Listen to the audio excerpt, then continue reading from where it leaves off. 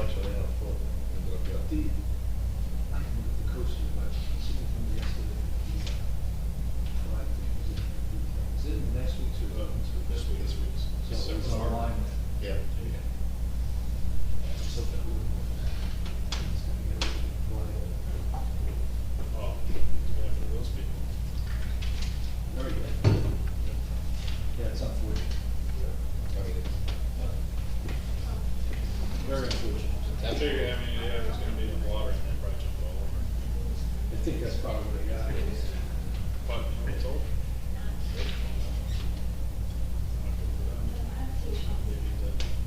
They didn't want to talk. The girl wants to yoga place. Okay. Really? yeah, they were very involved. I don't know if you're kind of really end of the activist place animals. Gillies Alaska. Satanic, Yes. She was so on it? I heard one, maybe somebody else. Yeah. Real I thin. know, I don't judge, but just Very thin. very, very. Yeah, she's blondish, fresh blondish hair. What's the name? Your last name? Okay. Very interesting. Wait, golf. Yeah. Oh, yeah. Well, I can't wait to tell you about. Interesting and unfortunate. And your comment was like right on, did you win? I love that. That was fun. He was tough. He was, tough. Who was that? Somebody. Oh, it was you. Did you know Bill King? Oh, Billy King, yes. Bill King, the pro, he's right there. Yeah, he was there. Did you see him? Oh, no, I didn't. When's the last time you've seen him? Oh, I haven't seen him since the new pro, since, I haven't seen him for like 20 years. And he came, that's great. He was there. He came up, shook my hand, he was saying something to me. I'm trying to, who is this? I'm like staring at the person. And right as he was like, releasing my hand and walking away, I'm like, Bill King. Yeah. Wow, I don't remember being so small. Definitely him. But, right, yeah, I haven't gotta be, I have a niece. He's only a little older than me. He's 72. He looks all of 72. Oh, wow. Did not look. I remember jet black hair. Jet, yeah, yeah. I thought he was a little big or tall. Wow, yeah, I wasn't very tall. Because when I coached the Dog King in St. Rose, he was there as a pro, so I set schedules with him all the time. He was there for a while. That was 2006. He was there for like 20 years. And he like a challenge camp. I love it. I think he was. I think he was. Yeah, I didn't know any. Just give me like a military challenge. Oh, from Persian rifles or something? No? It was all the branches of military. Oh, cool. It was just probably a generic challenge. Oh, that's very cool. Yeah, it was cool. So I texted him the next guy. Oh, that's right, that's right. He's close with the chief of wall. I'm friends with his son, Patty's over there still. So some retired guys, Patty over there too. Yeah. Chris Bennett, she's still on the job. Yeah. She's playing on Mondays, I don't know, I'm assuming that's still. Oh, what they did Monday as well, yeah. Did you Patty there? I did. The candidate, the Who was the antagonist? It was, John Campbell. Out News there. Great. Yeah, actually, I lived with him. Okay. Yeah, we lived together. I'll tell you that story.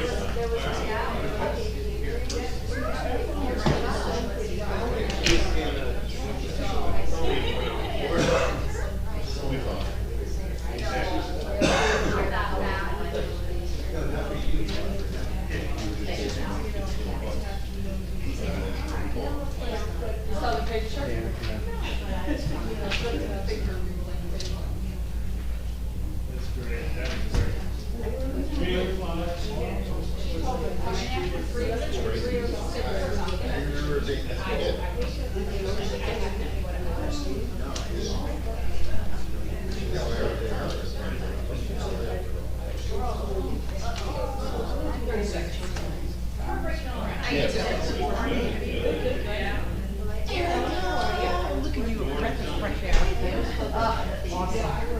So, good evening, gentlemen. Council President. Yeah, style. So I did. Hey, Joe. Hey, Joe, how you doing, Joe? Hi, Jane. How you been? Okay, how you Good. been? Have you been riding your bicycle? Am I what? Riding your bicycle lately? All the time. I haven't seen you. Yeah, no, usually I go early in the morning. That's probably the problem. Yeah. Yeah. Yeah, no, thank you for Good. asking. Yeah. I'm glad you're out there. I see you're busy with the tree business. Oh, yeah. Always got something going. It's all good.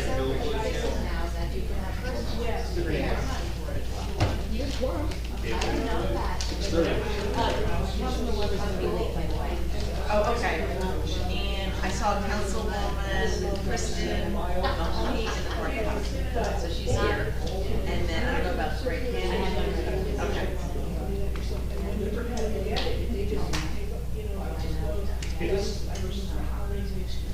They're not yellow.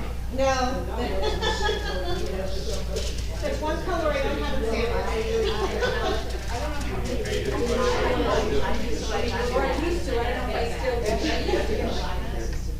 We were yellow ones.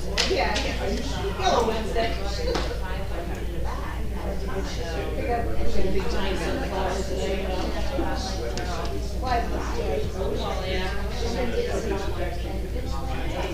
Hello, how are you?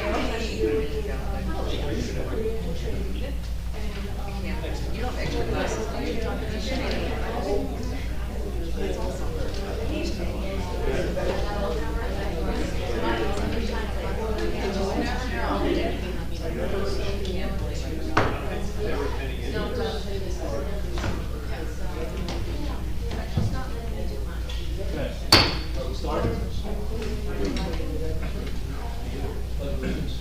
To the flag of the United States of America, and to the republic for which it stands, one nation, under God, indivisible, with liberty and justice for all.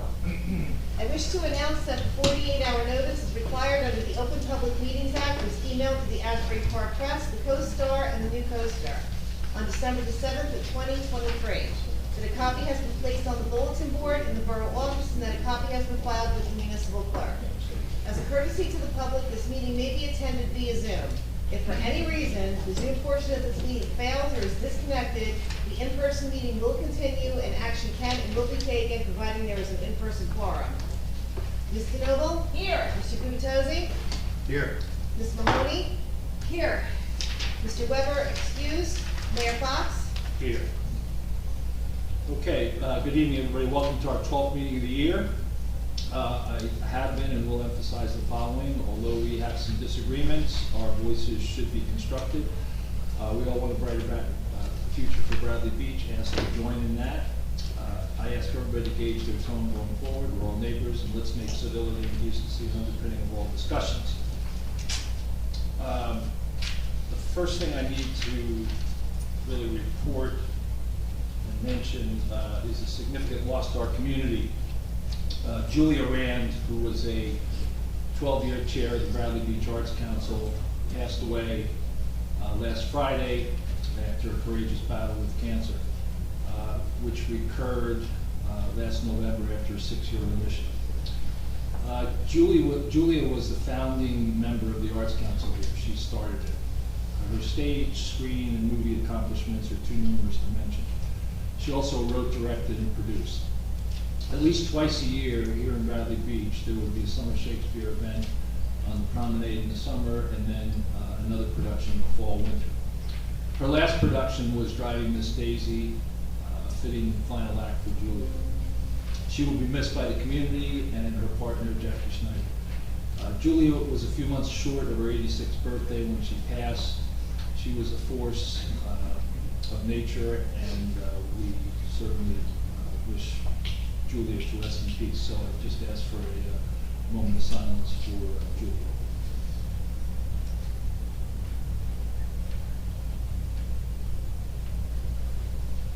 Okay, we'll start with the first workshop item, which is amendments to Chapter 5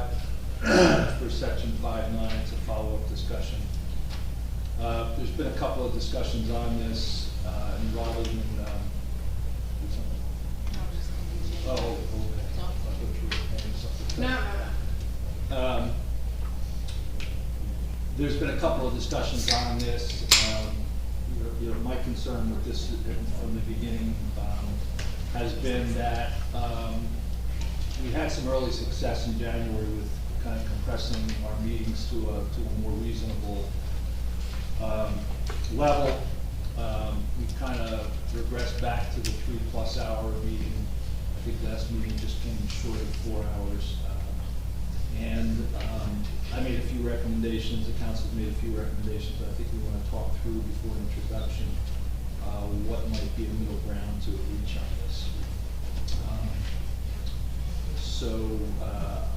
I can start the conversation.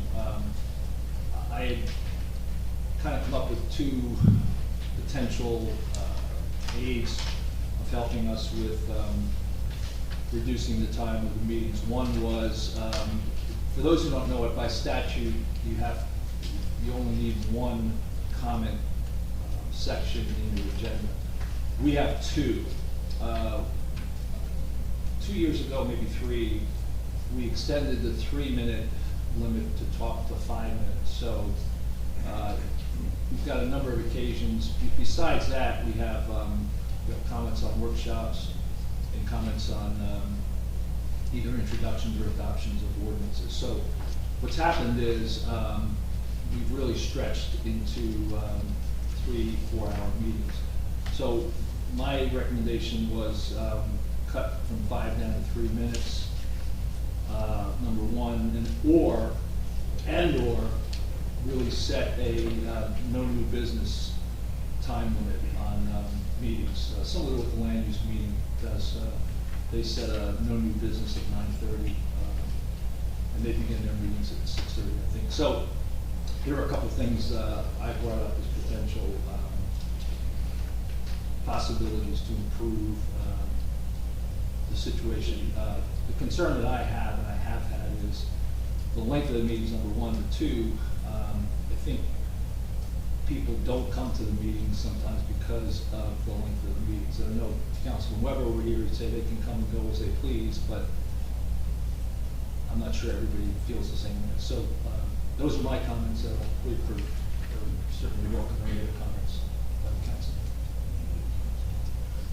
Excuse me. I have a comment. Something very similar to this is going on in Sayreville, New Jersey. The mayor sent us an article that mentions the mayor of Sayreville. He's trying to do something very similar. Just like the mayor, Mayor Fox says, the mayor of Sayreville says that people can take care of their questions between 8 a.m. and 4 p.m. during the day. He too wants to limit comments from 5 minutes to 3 minutes. And he also has decided that he will, at his own, that mayor, at his own discretion, will decide if someone can speak a second time. And in doing that, he's also decided that no one can speak more than 5 minutes. I imagine this would be a timekeeping nightmare for the person who is keeping time to keep track of how long someone spoke originally, and then how long, if the mayor decides to grace him with the ability to speak again, to keep track of what would equate to the 5 minutes. But on top of that, the mayor of Sayreville called the residents dopey people who have no life. And I think that just shows the regard that this mayor in Sayreville have for the constituents. And when I was sent that article, though perhaps Mayor Fox was just trying to point out that other mayors are doing the same thing, I didn't take it that way. I took it as meaning that other people were trying to restrict the ability of constituents to make comments during this time period, and the people who wanted to do that didn't have much regard for the public. So those are my comments. I agree that sometimes there's a lot of conversation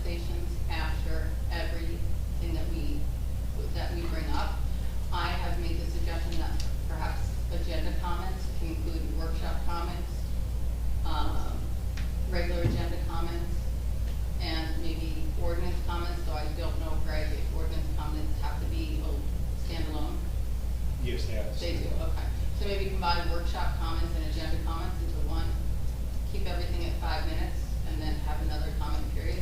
But I feel we need comments and questions. Every other town around here, their agendas say comments, but they allow comments and questions, and they do not have the problem that we do. And I think the mayor harkens back to January when things were going on smoothly. That's because nothing was going on in January. We didn't have much on the agenda in January.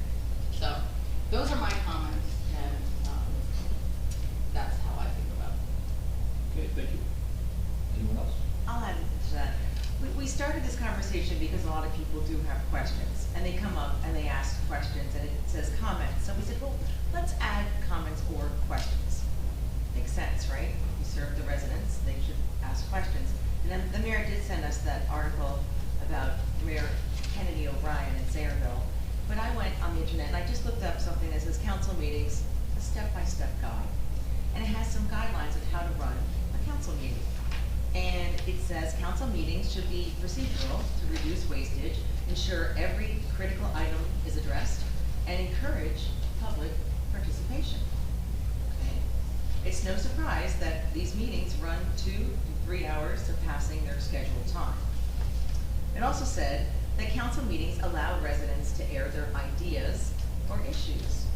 The council must allow the public to participate in meetings as provided by law. And it says if the meeting is ineffective, a multiple of adverse outcomes can afflict the borough, its residents, and various stakeholders in the following ways: slower or delayed decision-making, erosion of trust by the public and other stakeholders, and missed opportunities for positive change and innovation. Our residents are our biggest assets, not only by the revenue that you pay with your taxes, but the ideas you bring to the table here. We need your questions, we need your comments. And when I grew up, my mother had this print hanging in the house. It's a Norman Rockwell of a man asking questions in a town meeting. I didn't understand it as a child, but now I do understand it. It's also called freedom of speech. And I don't think anybody's freedom of speech should ever be tempered. And I welcome your questions. And I would say, if anybody up here doesn't welcome the questions, they need to get another job. Because that's our responsibility, is to serve the residents. And to serving you is my greatest honor. And I say thank you to everyone for attending and tuning in and for being there. We appreciate you and we need to hear from you. Thank you.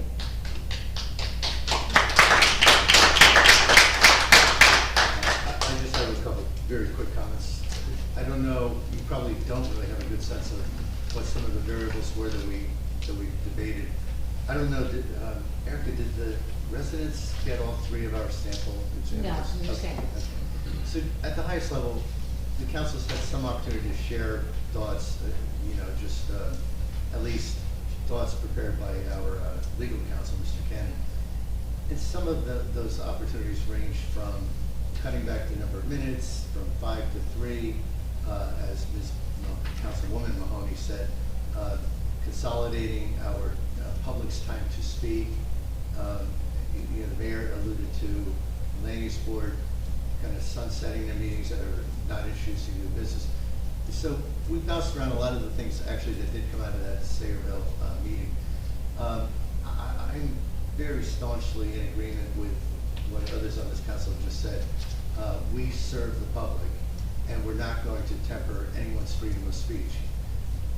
That said, and as you all probably recall, last meeting we did introduce the specific language, adding to the word comments, we said and questions, because at least there was some discussion about eliminating questions.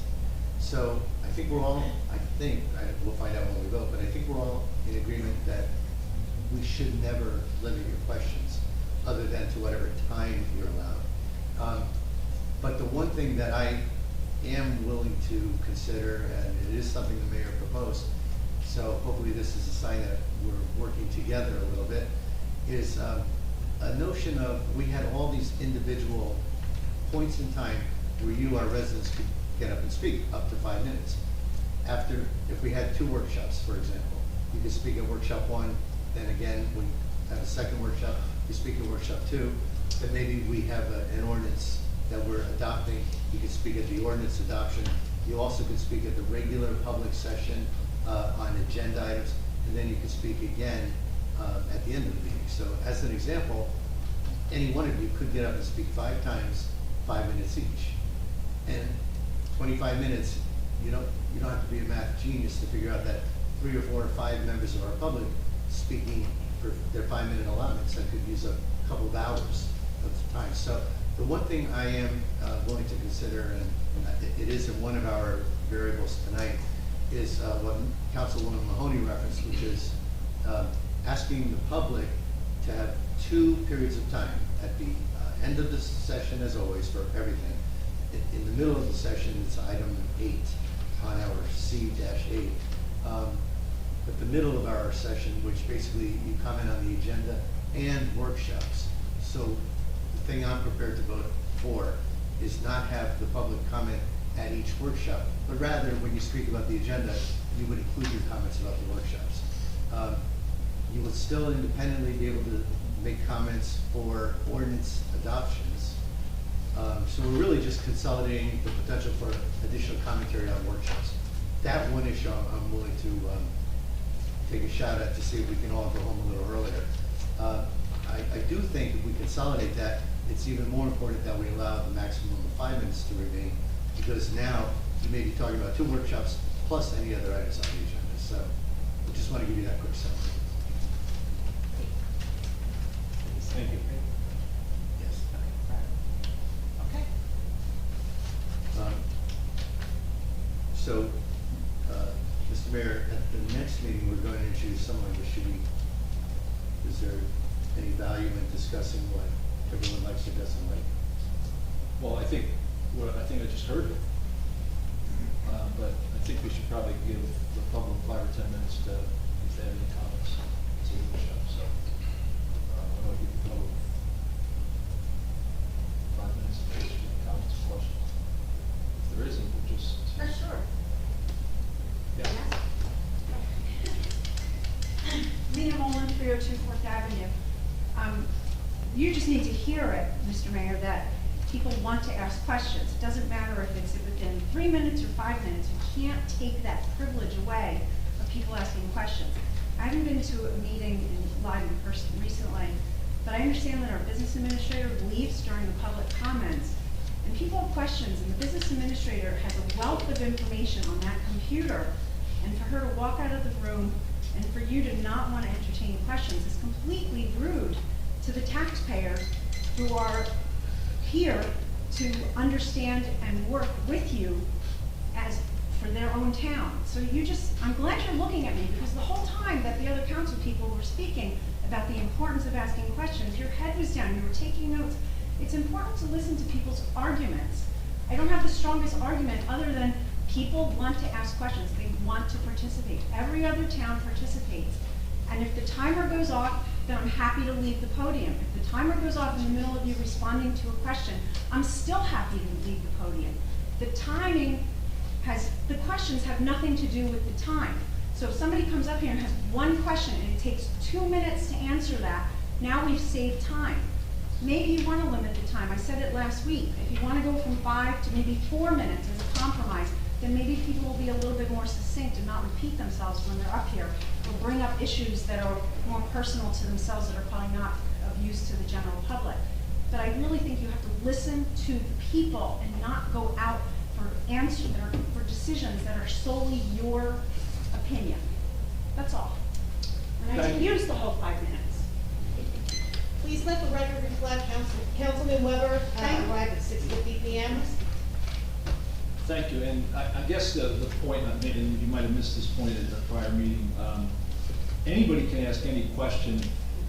What we'd like to do is, if you, between 8 and 4, Monday to Friday. No, that's not what I said. I'm sorry, I'm Question speaking. with a response. I'm sorry. That's what I meant by Sorry. question. So let me finish, please. Now, I just needed to clarify, because you're addressing something that is not in response to what I just said. People can have the opportunity to ask questions Monday to Friday from 8 to 4 and get more comprehensive answers. I just wanted to make sure that you understood that point. Yes. Yes.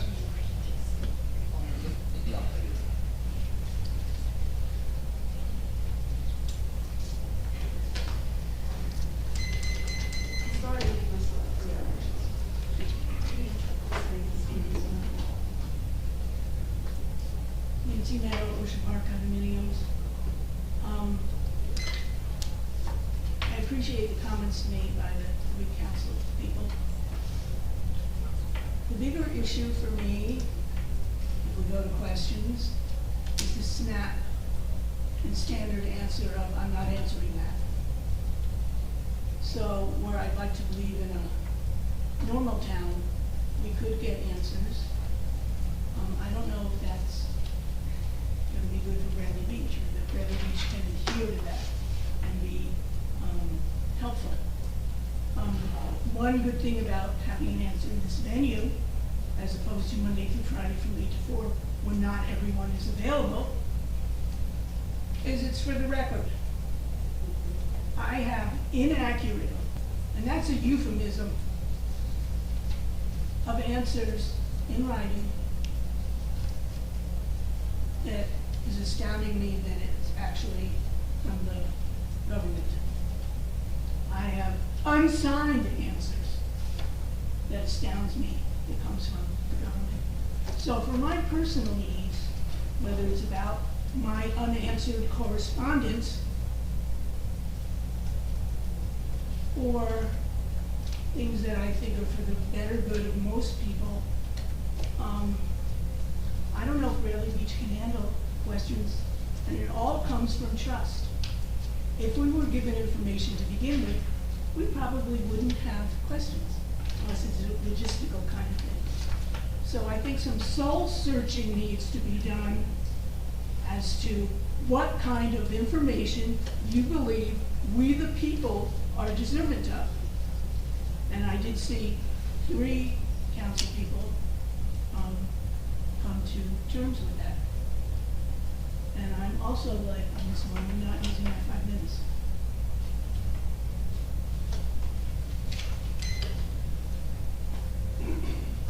Yes.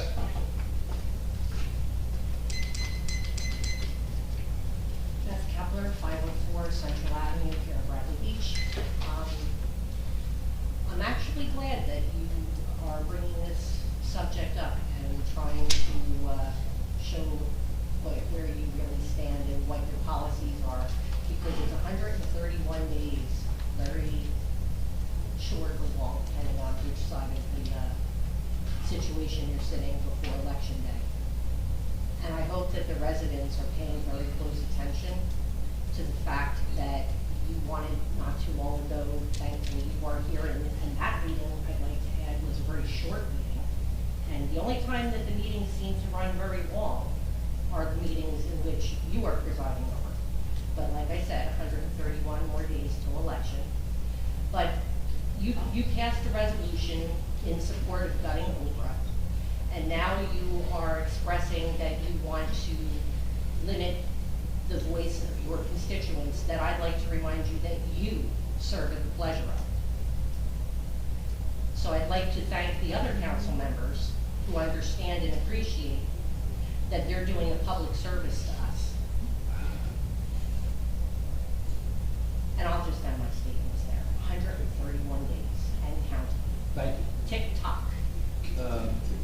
Erica, the resolution on Oprah, where did that resolution come from? It came from, well, I got that template from the Municipal Clerks Association of New Jersey, the president, but it's one that pretty much every town was using. Okay, thank you. You're welcome. Yes. Thomas J. Cohen, 612 Third Avenue. The resolution that you proposed was a template from the state, who has now taken away our overrides. Thomas J. Cohen, 612 Third Avenue. But the resolution was redrafted by the council to object to our overrides being taken away. And I'm someone who spent a lot of money on lawyers to get Oprah done properly in this town and not have documents 80% redacted. So those were redacted by your attorney's office, Mr. Bernstein. So now you're trying to take away more time from us. Now, I like to say, I have some answers here. I'm not just going to criticize. Share information. There's this thing called the internet where you can post all the documents. Share information with us. Share information with the council. Would have been nice to know about Leonard Guida's situation, but you didn't share the document with anybody, okay? And then you wonder why there's lawsuits. You wonder why the meetings take so long, okay? That's because your administration is not good, Mr. Mayor. Thank you very much. Thank you. We'll take one more and then we're gonna move on. Yes? I just have a couple of concerns. One is usually when I come up here, I'm sorry, Lauren Egbert, EGB, ERT, 404.5, Brindley Avenue. Is usually when I speak or ask a question here, I'm hopeful that it's a question that will give importance to everybody who's listening and everybody who watches the meeting later. So while I don't want them to go on forever or be of a tone that causes people not to listen, it certainly would not mean the same thing to the town at all to have questions answered in writing in response to an open request or from 8 to 4 or whatever hours the town is open. So I'm very, very grateful to the council for taking steps to ensure people's rights to ask questions publicly and receive whatever answer is possible publicly. The other thing I'd like to say is, we talk a lot about the way Bradley Beach is, and I've been connected to Bradley Beach since I was 16 years old, and I've been conscious and present at a lot of council meetings for the past 16 years or so. I don't recall this problem before. I don't recall anyone suggesting that the meetings were nasty. I don't recall anyone suggesting that the meetings were too long. And it is my sincere hope that all candidates for office will be expressing their ideas about how we can get back to a cohesion and an atmosphere that Bradley deserves. This is a wonderful town. And, I've said before, the neighbors that disagree with me the most are some of my most solid, helpful, neighborly neighbors. We can be like that. Thank you. Thank you. Okay, so we want to make a proposal on what we want to include in this? Yeah, I'm pretty comfortable, again, we will have to explain it to the audience, but I was pretty comfortable with scenario 3. Yes, I agree. And scenario 3 kept the minutes at 5, but would limit discussion, including questions, comments and questions, but would limit it to 2 opportunities during a typical meeting agenda and end of meeting, but it would fold in the workshop commentary into the agenda commentary. And it would not touch what exists today around ordinance adoption. You'd have a separate opportunity to comment and have questions on ordinance adoption. I think that's really it, right? I agree. Okay, is that the proposal?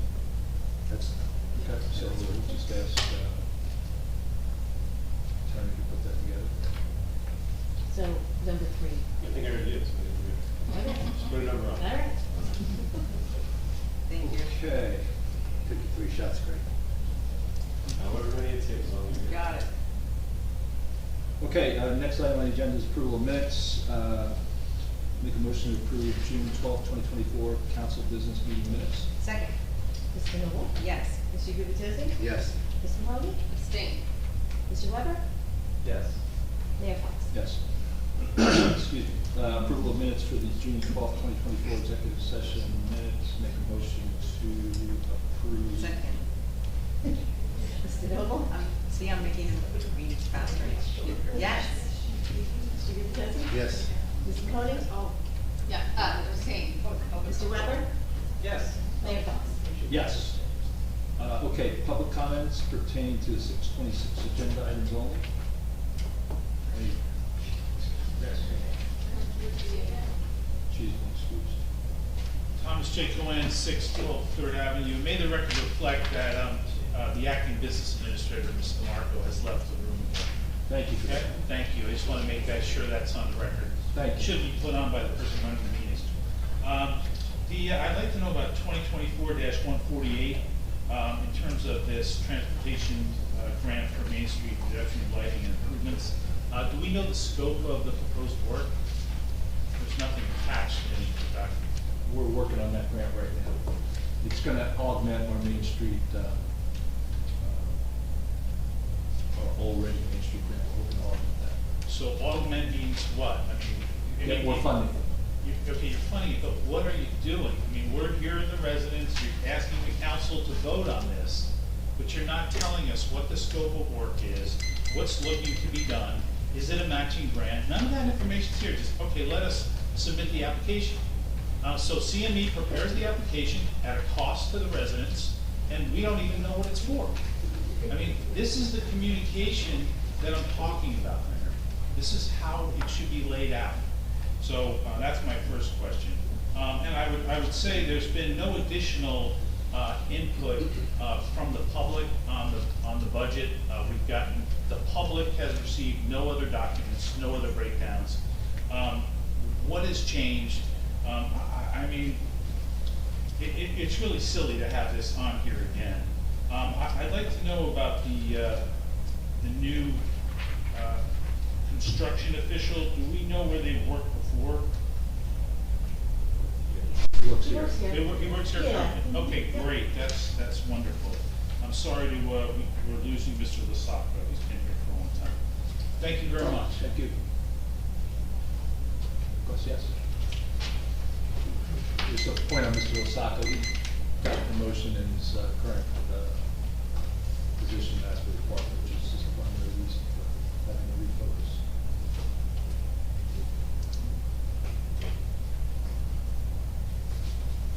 Nancy Meadow, Ocean Park condominiums.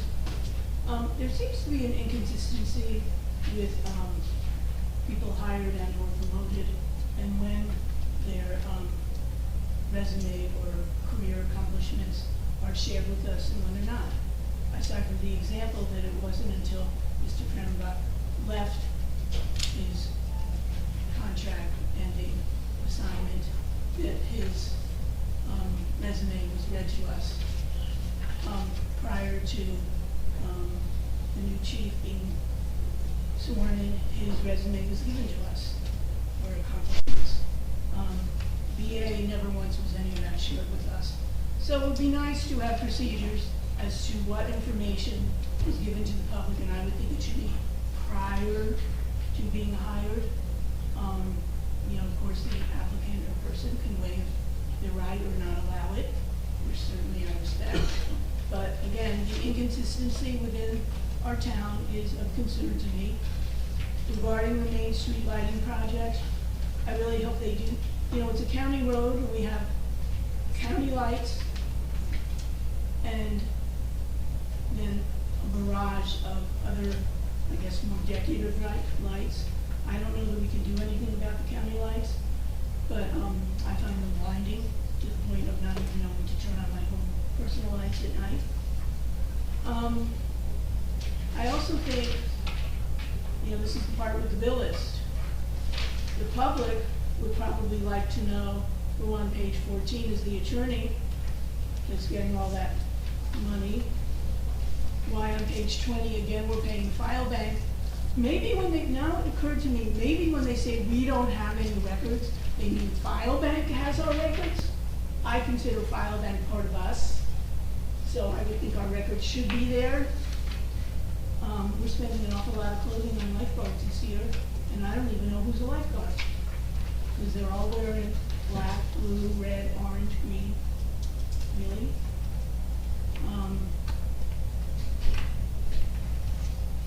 It just continues and continues with really, it hurts. And then to say that we're gonna have volleyball for special needs people and no borough assistance is required. This is a 2-hour event in July and August where I would hope that people are being hydrated. I would tend to think that adds to our garbage and tipping fees. I bring this up each and every meeting because people think, oh, we don't need help. Well, let's see what would happen if garbage was not picked up. Because if I were a DPW person, I might not be able to work that night. Thank you. Thank you. Yes.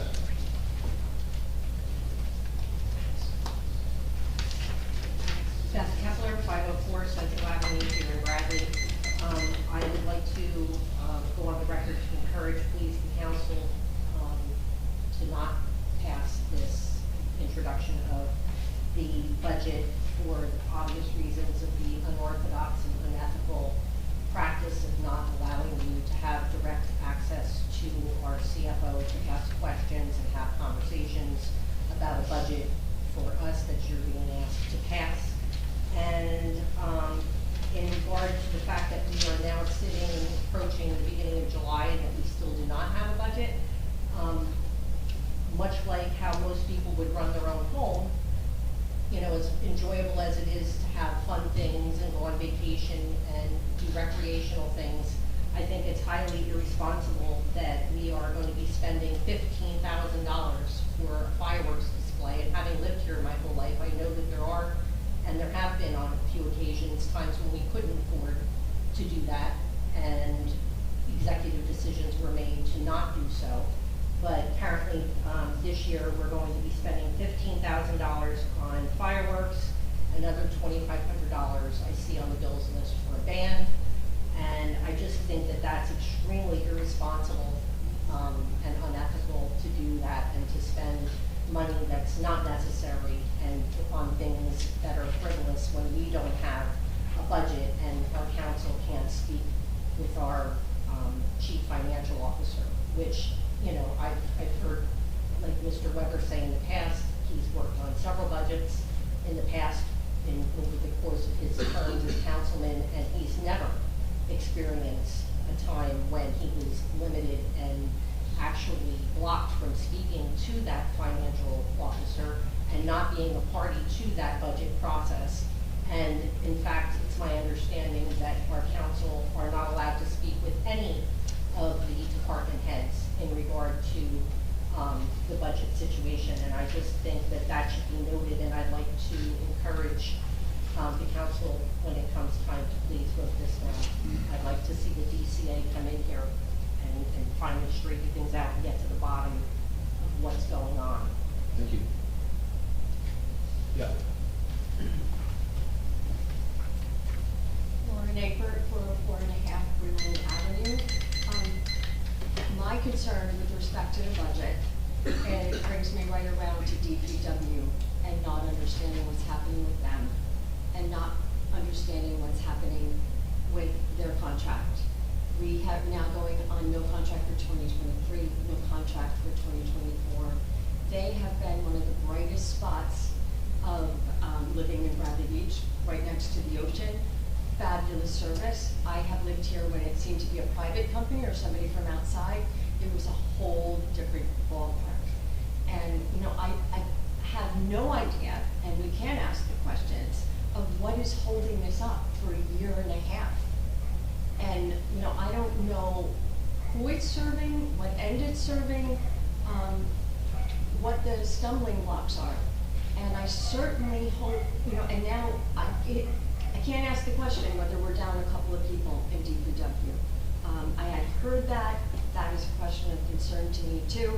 I think that we should have a contract for them and a budget that includes what the results of that is. My other concern is the resolution for the sale of 319 Lorraine. And my concern there is I didn't see any restrictions on what variances the land use board can give once there is a sale and building plans start. And I'm familiar with the land use board, having been on the zoning board, and I know that they are, there is a possibility of use variances, which means that although it's a single family zone, if they get a use variance, or people get use variances, then we could have multi-family, multi-unit dwellings now. Lord knows what we could have there if somebody makes a case for, that the land use board is, you know, believed to find valid. And that being the case, it also brings up the point that with our form of government that we have right now, there's only one person who appoints that entire board. So this is of concern for me in that section of town. Thank you. Thank you. Okay, we'll move to the next agenda item, which is, oh, I'm sorry, I didn't see it. I don't think someone online has. I didn't see No, it. that's this. No, that's the cursor. Okay, my bad.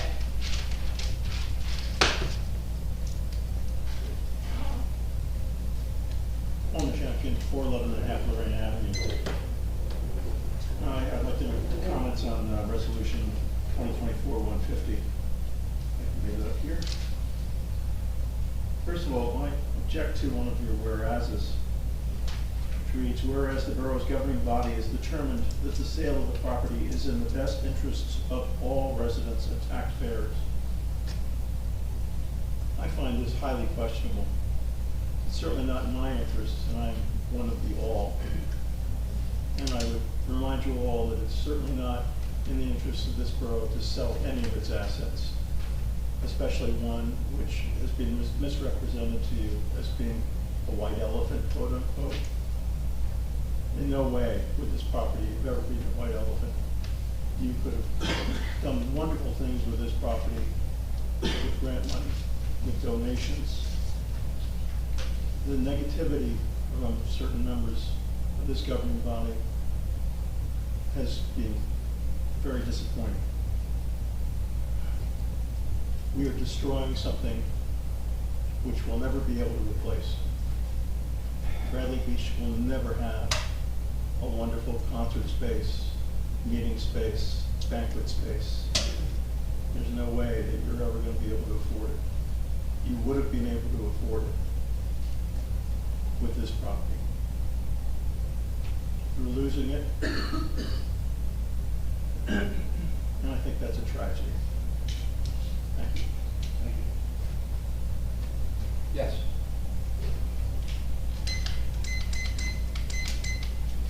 I do have a question. I don't know if you're still answering questions. Lauren kind of sparked this for me with the land use board that only one person. Oh, 302 4th Avenue. Mia Moore. Sorry. That's all right. Trying to be quick. That only one person appoints the land use board, and I just learned that on 2nd or 3rd Avenue, right on Central, that now they're building multi-family homes where there used to be single-family homes. So the land use board somehow approved this, and it's very disappointing because it's just going to bring in less, the whole parking and the density situation right in that part of the neighborhood there. It's very upsetting when I heard about that. That's not my point. It's just that somebody, I guess it's the mayor, appoints these people onto the land use board, and then it's people that may not even have a background in architecture or zoning or density, watching out for density. It's just people that say, oh, it will look pretty, let's build it, let them build it. I really don't know what's involved. I'm not part of that, but this is what I've heard and other neighbors have heard too. So with the appointments, I'm wondering about, it says, TJ brought this up before with the appointing the temporary acting construction official. Does that mean that that position will be posted and there will be consideration of candidates that council will be involved with, all of council with their advice and I forget what the terminology is, where you're supposed to advise the mayor on what you think is a good candidate based on the resumes? Will the whole council be involved in the hiring of that? Because I see a lot of shaking heads of no. No, it's not one of those positions. It's not one of those, okay, because I thought maybe it's like the VA position where it's a appointed position and it's considered, I think, acting, meaning it's in a way temporary. I wondered if we're still putting out a posting for that and if we've been interviewing for that so that it becomes a permanent position, or do we just keep the acting ongoing? It's ongoing. Sorry? Ongoing. It's ongoing as acting, but yet we're gonna hire somebody for the construction official, but we're not gonna hire a permanent position for the VA. With resumes and credentials, qualifications. And our VA isn't even here at the meeting. I excused her. But I understand that she leaves every meeting during comments and questions, so. I just wondered if we're gonna get somebody who can do the job to its full extent, not partially. Thank you. Thank you. No other questions? We will move to the consent agenda. I'm sorry, we won't move to the consent agenda. I skipped. We have no ordinances. We have one communication on DPW seasonal employee. That's communication, and then we have the consent agenda, which I think only has 2 items on it. It does. Consent agenda is the bill list with June 26th. And then the second is authorizing rally cap sports to conduct volleyball for participants with special needs on Wednesdays in July and August from 6 to 8 at Cliff and Ocean Avenue, with no borough assistance required. I'll make a motion to approve the consent agenda. Discussion. Yep. Just discussion, very brief on the bill list, because Councilwoman Mahoney, I know just a few hours ago, I don't know, earlier in the day anyway, you did ask a handful of questions, which I would agree with. Did you get any response to those? Or can you share them with the public? Yes, I did ask questions. I had asked what, on page 1, the cash was for Sean Peter for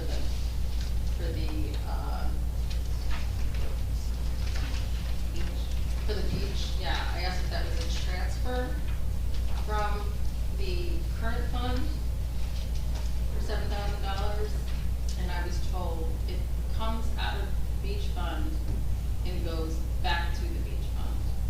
And I had sent a follow-up asking if that's a transfer out of and back, but I don't know if I received an answer because it was later in the day. I didn't have a chance to check, and I can't ask the VA because she's not here.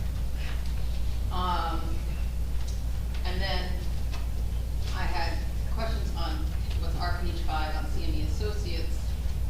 I just had a question because the encumbered date, there were a couple of invoices that were encumbered on 8/3/23 and we were paid on 6/24/24.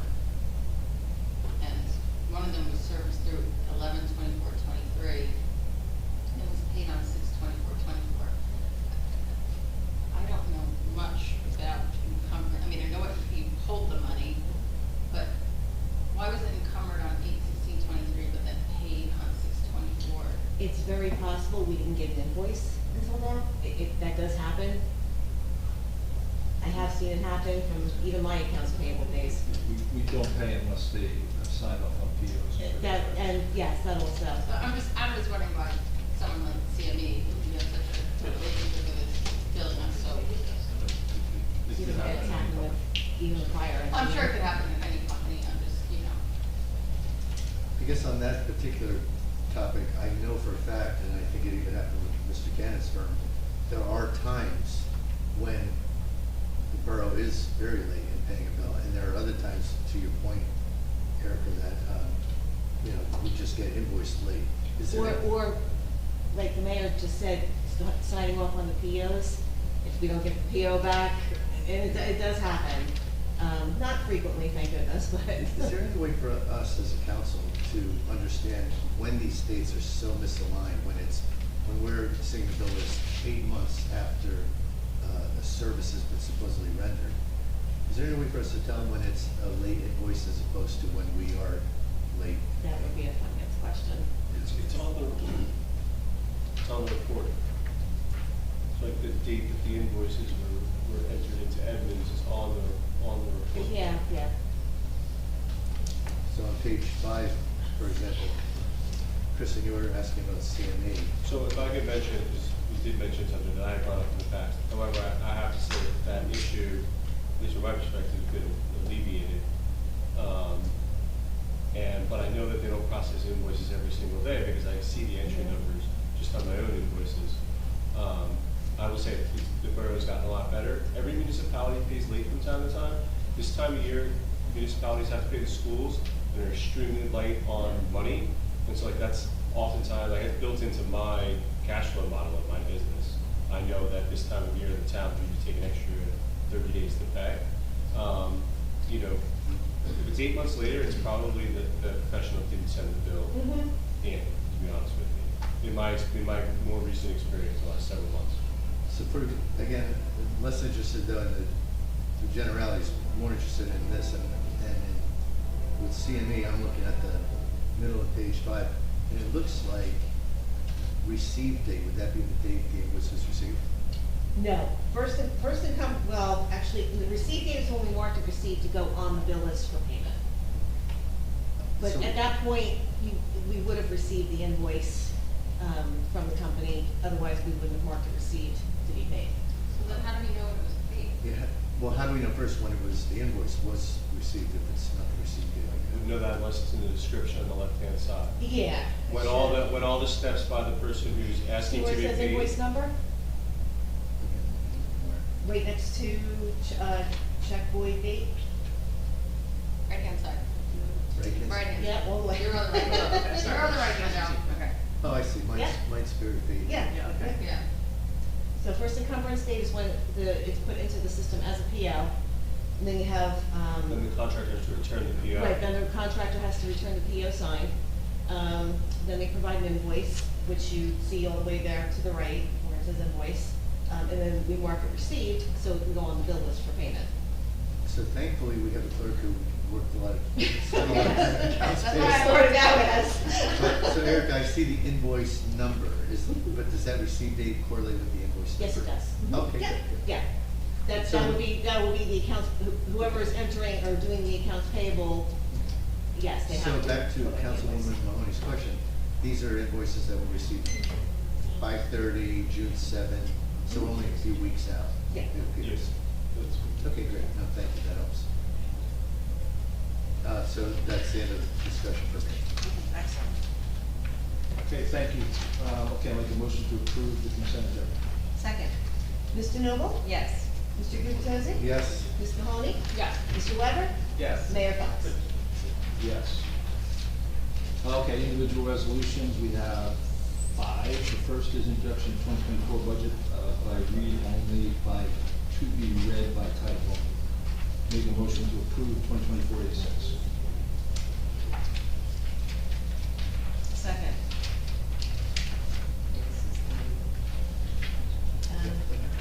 Mr. Noble? Okay, so I want to say we've made progress, but we haven't made complete progress. And I wish we started this process back in November. I talked to other boroughs and they say you get to meet with the department head and you discuss what they need, what their plans are for the next year. We didn't have that. You get to meet with the CFO. We met with the CFO when you met with the CFO. We had a workshop here, but we did interview him, so we met with him twice. We don't have access. We can send emails, but we can't just have a conversation. You know the difference between sending an email and having a conversation. You say, this is this, oh, right, well, oh, good. So it's a sluggish process, and we're just not there yet. So I can't say yes until I look at what happened, like we had this increase last year, what was it, 13.2%, and now we're looking at another 3.75. We're depleting our savings on top of that. I just need answers. Why is this happening? Where is this money going?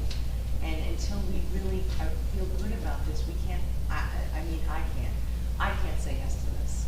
And for that reason, I'm saying no. Thank you. Yeah.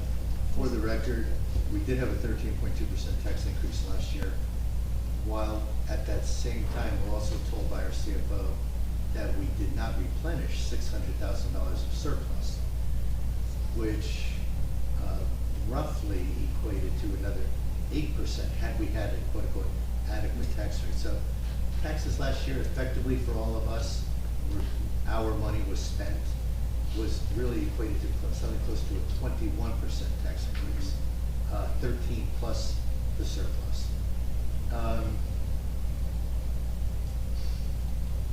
I say this every meeting. Last meeting I said definition of insanity, same thing over and over, expecting different results. And just so everyone knows, because you're going to hear more about this in the near future, we keep asking questions, and the mayor keeps responding. So we are getting responses, and you're going to hear this. The only difference is that the mayor and his team will say they answered the question. And as far as we're concerned, we're not getting the answers we're looking for, so we're just missing each other. And until this council can understand the budget, I'm not saying the budget is wrong. Council President DeNoble, though, just said the mayor's requesting 3.74%, that's what the number is, I believe. But I can't even suggest that to you as being comparable to the 13.2 last year, because 13.2, we spent a lot of time with the CFO understanding all the drivers of that number. It probably should have been a lot higher. We almost agreed to draw down our surplus a little bit to make it only 3.2%. This year, we're being told by the mayor that 3.74 or whatever the exact number is a reasonable percentage. But unlike last year, we've had what I feel is not sufficient information to understand that budget. I can't tell you if it's 3.7 and I agree, I disagree. I can't tell you if it should be 10 or if it should be -3. I don't know because we're not getting the answers that we're asking. I'm not going to take you through a litany of examples, but the answers are very vague. The answers tell the council to look up different documents, look at the document from the March 27th meeting, look at the document from the April 10th meeting. These are documents we've looked at. These are documents that generated the questions in the first place. But when we put together an exhibit and say, can you just, you've got numbers everywhere, just put them in place for us. The actual answer was, if you need the answer, if you need the numbers put into your exhibits, we'll have the clerk do it. And in fairness to our clerk, who's a very busy woman, I just could not imagine asking our clerk to complete financial exhibits. So bottom line is there's just a disconnect here. I don't know why. It is absolutely the definition of insanity. But when we get to vote again, once again, I'm not going to be able to support the budget introduction. You have to vote. That's now. No. Thank you. Councilwoman Mahoney? So I feel the same way as my county colleagues. I got the answers yesterday that the mayor sent over, and I got to about the third answer, and my eyes glazed over. We were told to refer back to spreadsheets that we had already talked about on March 27th, April 3rd, April 10th, a spreadsheet, a PDF that we had asked not to have to use because it's a PDF and we can't really work with the data. It was a state form.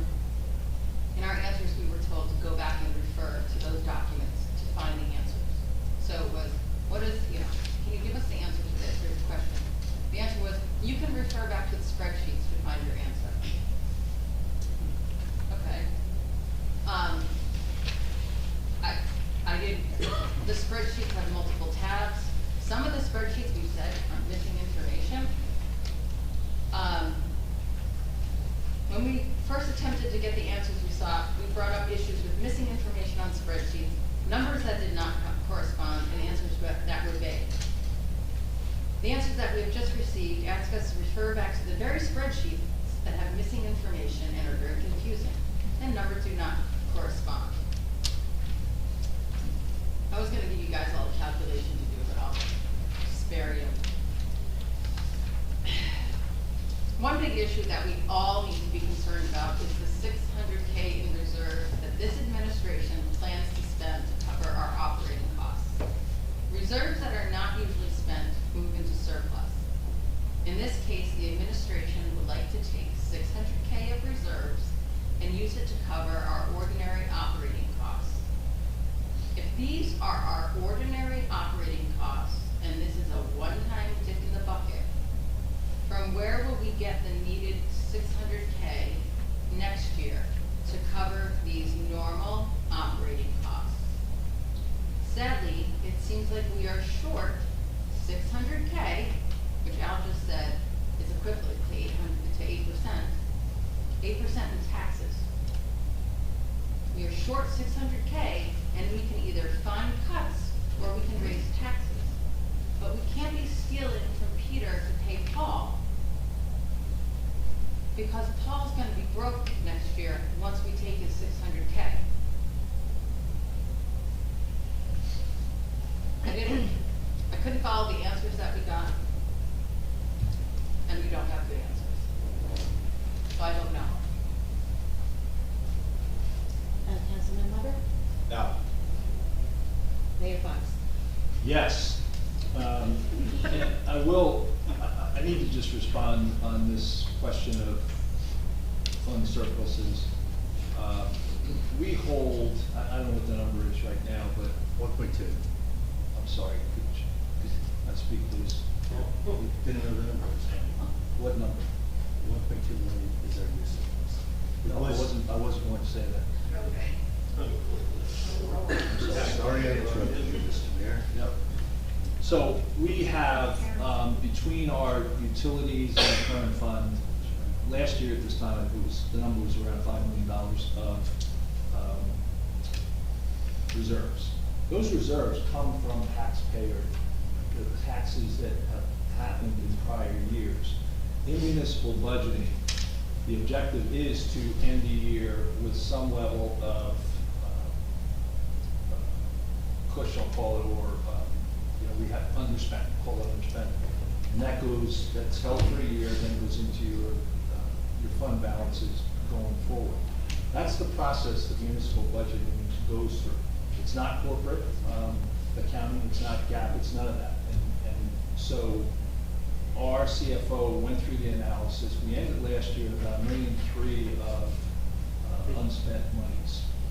And the spend level against those funds has been light.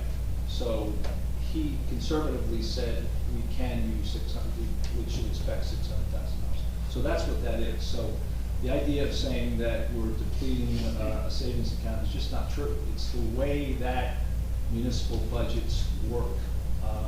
Where are you gonna make up the extra, so if you have 1.3, you spend 600. Then the next year, you spend down the 600 from the 1.3. And these are normal operating expenses. It's not like someone took C4 and dropped it in the middle of town and blew up 5 buildings that you need to build back with that 600K.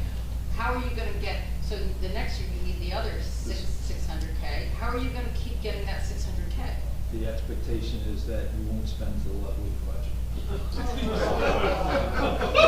Unfortunately, that has been our experience. And I don't think we have enough money to pay for DPW or the police. I think your 3.2 number, unfortunately, everybody, is too low. 3.75. 3.75? I think that number is too low to maintain, to do what we need to do, unfortunately. No, I'm sorry. What the mayor said was true, that those reserves typically get released and they flow into surplus. What our CFO shared with us briefly in the limited opportunity yet to present to the public was that $600,000 of revenue, it's a one-time infusion of revenue, it's basically going to be the dollars that we pay the money we borrow from surplus. In other words, if we didn't have that, we'd be in another deficit again. So it's a one-time infusion of $600,000 that should flow to our surplus. We're going to spend it in order to not take from our surplus. Ladies and gentlemen, it's the same thing. We took $1 million in 2022 from our surplus, didn't repay it. In 2023, we took $1.1 million from our surplus, only replenished 500,000, i.e., we did not replenish 600,000. In those 2 years, we depleted our surplus $1.6 million. This year, as far as we can tell, because I actually did ask the CFO this question, and if you go back to that meeting, it was a very brief response. But I did ask, this 600,000 that Councilwoman Mahoney's referencing it seems to be a one-time infusion. Is this sustainable? And his answer at that meeting was, I believe it is, I got this from somewhere else. It was not his own word. It was a reference that he did the fund balance analysis. We can go back to the video. We can go back to the video because I remember what he said. And by the way, he was there to answer questions, and basically 1 or 2 questions came up, and then it was let's move on. That is just not. That is true. As I recall. Well, because I got 15. Go back and look at the tape. Larry, I gave you 15 freaking questions. Pardon me losing my patience, ladies and gentlemen. After creating over 100 questions, I reduced it to 15 significant questions. And what you're hearing today is exactly what we're dealing with as a council. The mayor in his beginning comments said something about having 5 million in reserves, then he changed it to 1.3. We have an email that told us. it was- No, I didn't, don't. You made a reference. No, I said that our total surpluses last year between the 2 utilities and the current funds was around $5 million, and that's correct. That is No different one than. adds those together, those are totally No, independent. I'm just saying that that's taxpayer money that has been paid in taxes. That's the first thing I said. The second thing I said is, it is true. Taxpayer money funded the beach utility, taxpayer money funded the sewers, I don't think so. Yeah, they do. God. Okay, so let me just reference something else and then we can move on because this vote's already been taken. You know, these 15 questions, a team of people did respond to those questions. There was a set of questions that Councilman Gubitosi asked on April 17th that those same people spent probably 3 or 4 hours answering, never received a response. So these hundreds of questions that have been asked, some of them aren't questions. Some of them are, I'd like to see a trend analysis to fill in the blanks on this couple of years worth of information. That's not a requirement of the CFO. When I have a trend analysis to do, when I look at beach badges, when I look at lockers, when I look at budgets, I have budgets going back about 8 or 10 years. I do the analysis. I do the trend analysis. So We did not ask for a trend analysis, we asked for side-by-side budget comparison. which is in the state budget document. No. Side by, yes, it is, 24 and 23 is That's in all, there. we asked for 22, because 22, ladies and gentlemen, is where we spent an extra $1 million. I'm not gonna continue this, the bottom line is, you're gonna hear a lot about, the mayor has answered all our questions. I'm here to tell you, we are not understanding the answers. We cannot vote for a budget as a council that we don't understand because we represent you. That's bottom line. Thank you, Councilman. Okay, in resolution 2024-147, authorizing private sale of surplus property at Bradley Beach Fire Division. Make a motion to approve 2024-147. Second. Ms. Noble? Yes. Mr. Gubatose? Yes. Ms. Mahoney? Yes. Mr. Weber? Yes. Mayor Fox? Yes. 2024-148, approval to submit a grant application, executed grant contract with the New Jersey Department of Transportation for Main Street pedestrian and lighting improvements project. Make a motion to approve 2024-148. I do have a question. What is this exactly and how much money is it for? The application, I don't have the exact, is it in the report? No, I didn't get the application. I just got the rest of it. I can get you that. Is This came up, CME found this, it's part of some state money that's available. It was viewed as something that would augment our Main Street funding. I can get you what that number is. Okay, so this is in addition? Yes. Yes. That? So the idea being that we've got this dollar figure of 1.4 on each two. Yeah. And sort of trying to figure out what to do with that, but before we get to, before that even starts to happen, the new funding got announced. We're gonna apply for that, we'll probably hear about that in February, and so come February, we may know, do we have enough money to do everything that we want, or are we gonna just be able to, pick and choose and do some of the things we want, so hopefully that answers some questions. Would this involve like LED lighting? Is that why there's possibilities for this? Yes, I mean, that's one of the things we're looking at, we have to pick and choose and decide, and I think some of those answers are gonna decide if we get this second grant, because the 1.4, it's enough to do some things, it's not. Doesn't go very far. Okay. It goes to about, Lorraine, no. Okay, It goes- so you're familiar with this grant process? Yeah, I mean, this is the same pot of money, right, Mr. Mayor, that we got the 1.4 from. Well, it's Department of Transportation. DOT. Yeah. So, yeah. Are we looking for a second? Oh. No, we're looking for, I think we already had a second. Do we do a No, I second? didn't get a second yet. Oh, you didn't? Oh, I'm sorry. That's okay. Can I get a second? Yes. Okay. Mr. Noble? Yes. Mr. Gubatose? Yes. Ms. Mahoney? Yes. Mr. Weber? Yes. Mayor Fox? Yes. 2024-149, resignation of construction Can official. people, please silence your phones? I keep hearing the phone, I don't know where it's coming from. Thank you, sorry to interrupt you, Mayor. Resignation from 2024-149, resignation of construction official. Is this appointing or? No, it's just a resignation. We have to vote on it? that really it should say, and I will adjust the agenda, but it's an appointment for the acting temporary construction official, and that resolution does also state who's resigning, so. So do we have to vote on this? Yes, yeah, if the state needs a resolution, because you're appointing an acting temporary, So I thought the mayor just said this isn't somebody that needs advice and consent. The hiring, this is just the act. right, but the state, because this is a licensed official, you have to have a resolution to send to the state, because you're appointing. To register them as the To person. register them as the person in that role. Okey dokey. In that case, I will second. Mr. Noble?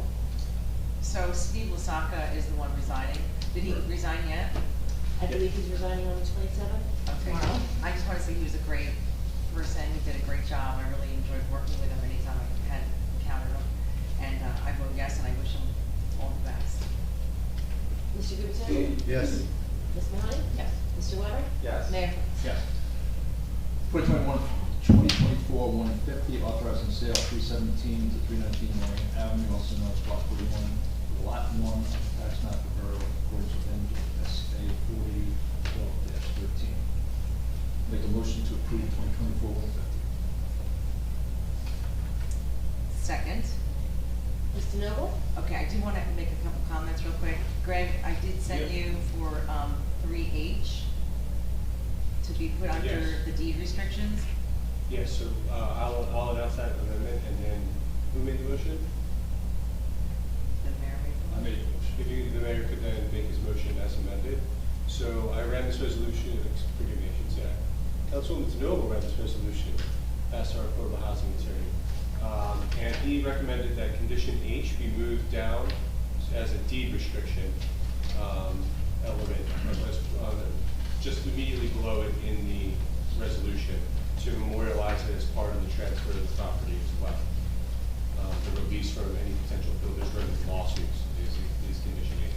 So I have made that amendment and can send that to you, Erica, as amended to the meeting. Okay. We can just have the mayor move the motion as amended and get another second. I'll make the motion as amended.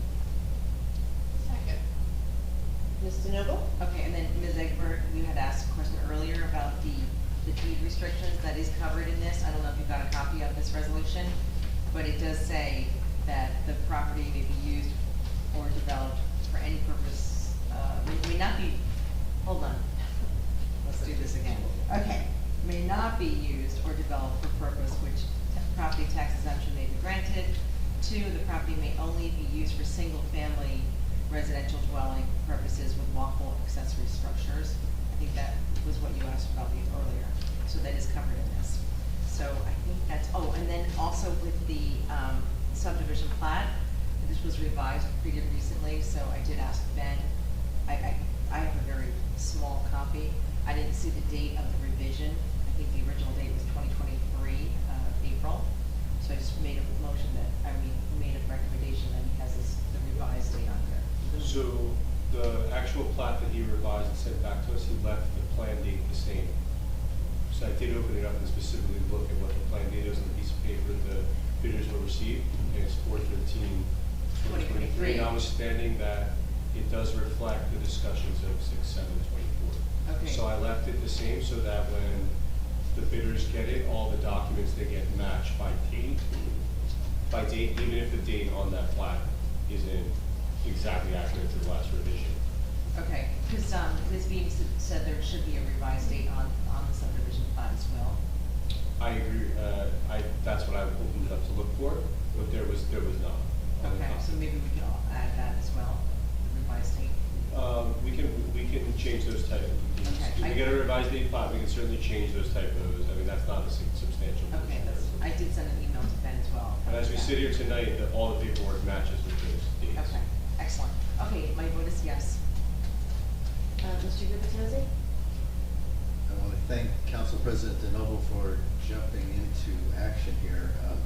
We got these materials earlier today, didn't have a lot of time, and we were all working on different elements of preparing for tonight's meeting.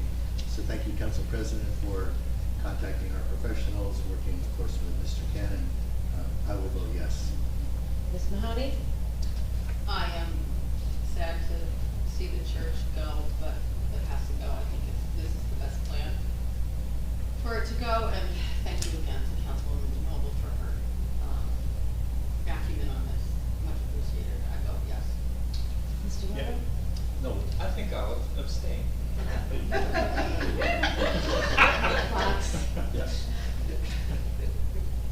other thing I want to mention before we get off the topic is,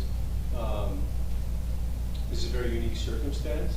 And so the bid documents as they're presently written are written in such a way with the restrictions and the reservations to protect the borough in the best way possible.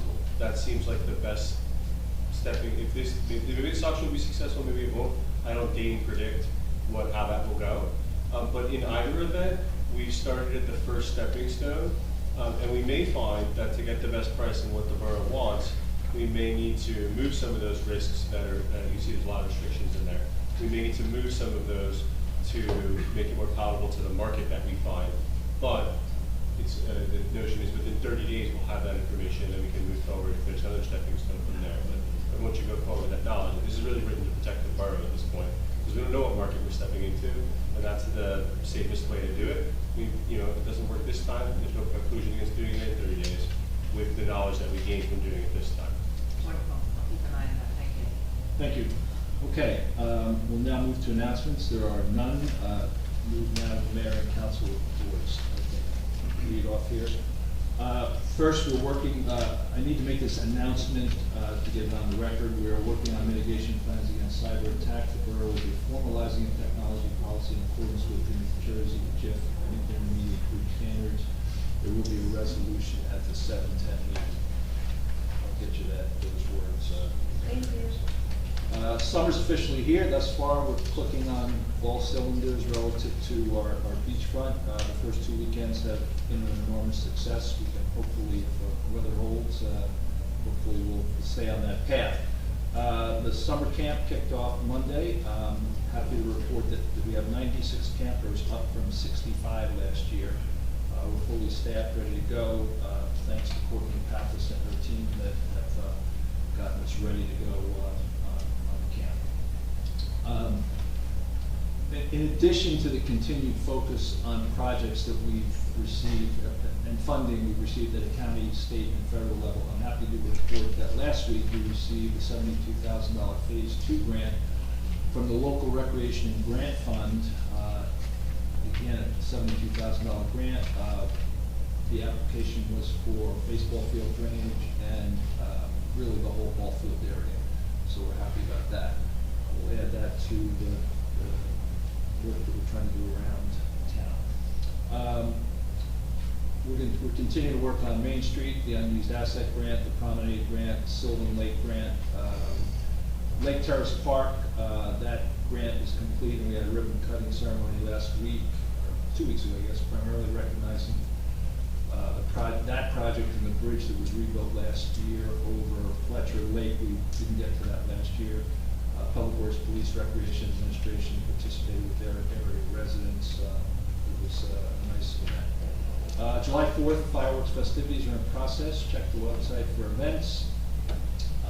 Congratulations to our 8th grade Bradley Beach Elementary School. Graduation was last Wednesday. They had a pretty busy couple weeks. Took a trip to Washington, and it was really a standing room only for a celebration for our 19 graduates. On the library and recreation, please just check the website for upcoming events. That is my report. Council President. Okay. Tourism. There was a meeting Tuesday, June 18th.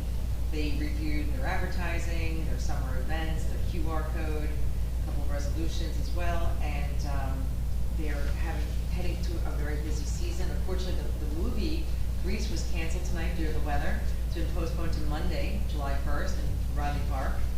And then Tuesday, July 2nd, country line dancing at the beach gazebo begins. And on Wednesday, July 3rd, the National Guard Army Band will perform in Riley Park at 6 p.m. The fireworks will be Friday, July 15th on the beachfront. And on Saturday, July 6th, the Saturday in the Park Summer Music Series makes its way back to Riley Park with Kenny K and The Way. And the showtime is from 5 to 7 p.m. And the tourism encourages guests to pick up local takeout from the Bradley Beach's awesome restaurants. And in addition, the Tourism Commission has chosen to dedicate the Saturday in the Park music series this year to Julia Sandra Grant. Julia was the chair of the Bradley Beach Arts Council for 12 years. Her passion and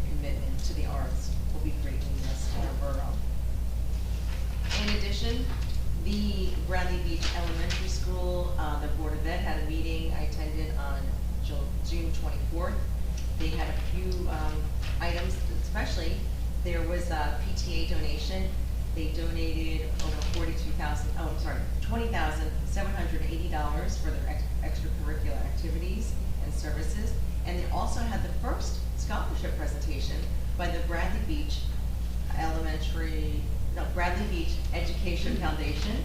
And Tracy Davidson supplied me with this. The recipient was Joshua Neshawat, I knew that. And I'm just gonna read a brief statement because I think it's so awesome. And this is from Joshua. Growing up in Bradley Beach has had a profound influence on my life, shaping who I am today. My journey began at Bradley Beach Elementary School, where the close-knit community and dedicated teachers fostered my curiosity and passion for learning. It was there that I first discovered my interest in engineering, thanks to the inspiring educators. He's blessed to be enrolling now at Rutgers University, and he'll be studying mechanical engineering. Kudos to you, kudos to the foundation, and kudos to Joshua.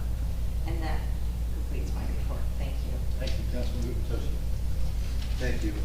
First, I have as a liaison to the police, I have a police report provided to me by Detective Lieutenant Browning. So thank you to the Detective Lieutenant, who I believe is on vacation this week. On June 16th, around 1 a.m., 2 subjects, one male, one female, were arrested for stealing the borough's pride flag, which was displayed in Raleigh Park on Main Street. A witness observed the pair cutting the flag down and riding off with it on bicycles. And very quickly, Sergeant Solaro and Patrolman Johnson located them at a local bar. The flag was recovered in a nearby garbage can, and the 2 subjects were charged with theft, criminal mischief, and bias intimidation, based on the fact they stole the flag due to what it represents. Detective Lieutenant Browning and Chief Arnold followed up the next day, and after bringing the subjects back in for questioning, ended up charging the male with the theft of the 2 other pride flags that were stolen on June 5th. That male, received 2 more counts of theft and bias intimidation. Charges are still under consideration for the female party. In another incident, a field contact by patrols during the overnight hours revealed a local subject was wanted out of Neptune City for burglary, and he was arrested. This subject has a prior history of burglary and other offenses in our surrounding towns, and we applaud the proactive nature of our officers as he was most likely up to no good the night he was stopped. Lastly, on Thursday, June 20th, Chief Arnold, the Police Administration, and Detective Bureau partnered up with the ANSWER, A-N-S-W-E-R, all caps, team in their large-scale drill, which was held on the Evergreen Avenue beach. The level of cooperation between our new police administration and these other agencies is noted by all parties that participate, and they applaud us for being so actively involved. We posted a lot of great photos and details about the team and the drill on our police department Facebook page. This is my addition to that report, that finally our K-9 unit will make a presentation at our next council meeting in July. This is a fascinating story of achievement by our Bradley Beach Police Department, and I encourage all of our residents to join this K-9 workshop at our next meeting, which I believe is July 10th. So I am the Sylvan Lake liaison, so I'll make a brief comment about the Sylvan Lake Commission. Last week, the Sylvan Lake Commission held a meeting and invited the environmental commissions from both Avon by the Sea and Bradley Beach to attend. A main focus of the meeting was to make sure that our 2 municipalities work together to save the health of Sylvan Lake. The lake is 1 to 2 feet deep in most areas and desperately needs to be dredged in order to save it. Grant funding used for bulkhead repair, Bradley Beach, and living shorelines, Avon, need to be applied with a goal of supporting the main objective that both towns share, which is save the lake. Commission members all embrace this goal and will continue to provide advice and guidance to the 2 borough councils. I want to make a brief comment about fallen heroes. I've mentioned this at past meetings. Mayor Fox tasked a committee of some of our resident veteran individuals to evaluate eligibility for recognition as a Bradley Beach Fallen Hero. I'm fearful that we may be running short on time, but I know the mayor's goal was to hopefully reach some resolution in working with our veterans, that there might be a recognition on at our July 3rd ceremony. I will continue to follow up with this group, but as of this point in time, I don't yet have a status update. I remain hopeful that this group will complete their work in time for the July 3rd ceremony. And then my final comment, I'm trying to close all of my comments every meeting with this, but I continue to be very concerned about the lack of progress in our local 152 negotiations. I feel obligated to mention this every time. It is inexcusable that this union, representing so many of our hardworking employees, has been forced to go without a contract or a pay raise for a year and a half. The mayor's unwillingness to include a council representative at the bargaining table is, and I used this word last time, inexplicable. That concludes my comments. Thank you. Councilman Webb. Thanks. I'm going to start my comments with a question, and it's for the mayor. And I just want to know, what does it mean when the acting borough administrator is excused? I don't really understand that. Like, you understand it would be helpful for us if she was here. Excuse me. Okay, well, she. I didn't explain. I want to comment on Julia Sandra Rand's passing. Obviously, she headed up our Arts Council since its inception, appointed by Mayor Julie Schreck, and certainly a loss for the borough. I don't really understand how this is possible, but I will say that her latest performance was her best. As she got older and older, it was really remarkable to me, and she certainly gave a lot to this town for that. The 8th grade graduation was great. A lot of love in that building. It's a ton of fun, and it's certainly not like my 8th grade graduation. I went to Opera by the Sea. What do you know? Which was not an arts council, but that was a tourism event, and that was great. People were commenting on the quality of the performers. It really was something. I am really thankful for this police report. I did not know that those pride flags were stolen. It's in the coasters. I didn't get to that yet. Oh, no, it's going to be in the coasters. Oh, it's going to be in, okay. I am the councilperson that said we should have a pride flag. A few years back, and I distinctly recall getting some hate mail about it, and I continue to get hate mail and hate comments about it. And happy Pride, everybody. What are you going to say about it? The first aid report, it was in the phone. It should still be in the phone. Come on, don't do this to me. Still on the phone. It is still on the phone, but now I have to find it. Sorry for the delay here. So for the month that ended today, the squad responded to 29 day calls, 13 night calls, 42 calls altogether. 29 were for medical, 9 were for fire. There were 3 water rescue requests from the answer team. 1 medical transport, 3 motor vehicle crashes, and the squad conducted 2 drills for the safety and education of the membership. The squad provided medical overwatch for the Bradley Beach Business Alliance fundraiser, as well as they participated in the Answer Water Rescue exercises just mentioned in preparation for this summer swimming season. The squad requested no mutual aid assistance, and they fulfilled 100% of their assignments. As always, they are looking for volunteers. They provide training. The applications are on the borough website, and you must be, there are also applications for cadet program for people 16 to 18 years of age. So youngsters should sign up for that. For Fletcher Lake, they put some time every spring into doing plantings around the lake. This year they planted some perennials, so they don't have to get out there and plant new flowers every year.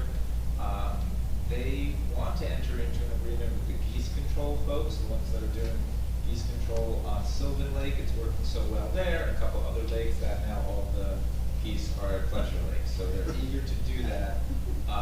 And I'm going to ask another question. Do we know if the borough paid for the Sylvan Lake and didn't come out of the Sylvan Lakes budget, right? It just came from the borough? I think, We split it with Allen. I think we split it. Okay, so that's what they're hoping that we can do.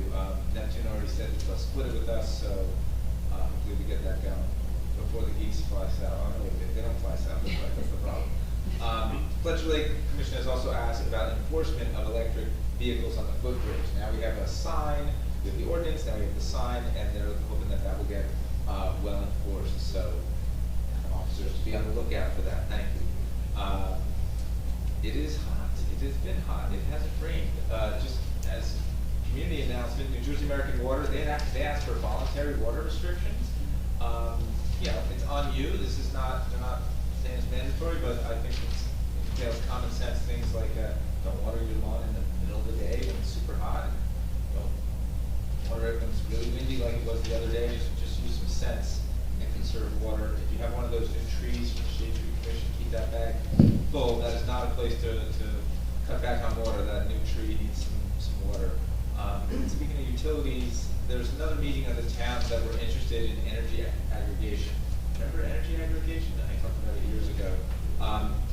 If you recall, we were going for savings across the board for everybody on their electric bill, and also trying to buy more renewable energy by aggregating with a bunch of other towns. The markets have been such that we are just not getting that, and they don't expect that we're getting that, so the borough decided, along with these other towns, we're going to change our expectations a little bit. Like, we're not as concerned with the renewable energy, we're just concerned with hopefully saving people some money. And the renewable energy is, I'll say it's less of a concern, but the state mandates the portfolios of the utilities. They're already, they're ratcheting up. Like when we started this process, they were probably getting 15% of their energy from renewable sources. Now it's up to, it's like 24%. So it's already going up. That's what we wanted anyway, so we said it's fine. Let's just go for the energy savings. No guarantees because the market's still kind of tough out there, but if they find favorable conditions at our town and seven other towns, if we want, we can participate in some energy aggregation and save people money. And that is the extent of my report. Thank you. Councilwoman Owens. The Environmental Commission met on June 3rd. The commission is dedicated to retaining Bradley Beach's sustainable New Jersey designation and will be working on their submission for 2025. The Land Use Board met on June 20th. An application for an expansion of an existing nonconformity for 301 3rd Avenue and other modifications was heard. The application was denied 5-4. The board also agreed to the consistency of the changes to the stormwater management ordinance. 3 other applications were considered for use and bulk variances, and since I can't hear use variances, I will report on those once they are memorialized. The next meeting will be July 18th. That's my report. Thank you. Okay, we'll open to public comments right now. 5-minute limit, single instance. Any public comments? Yes.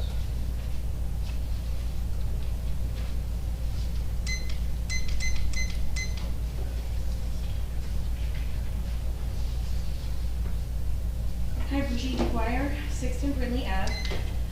Just wanted to thank the council for council members who voted no to voting down the introduction of the budget. Based on what was discussed about the budget, I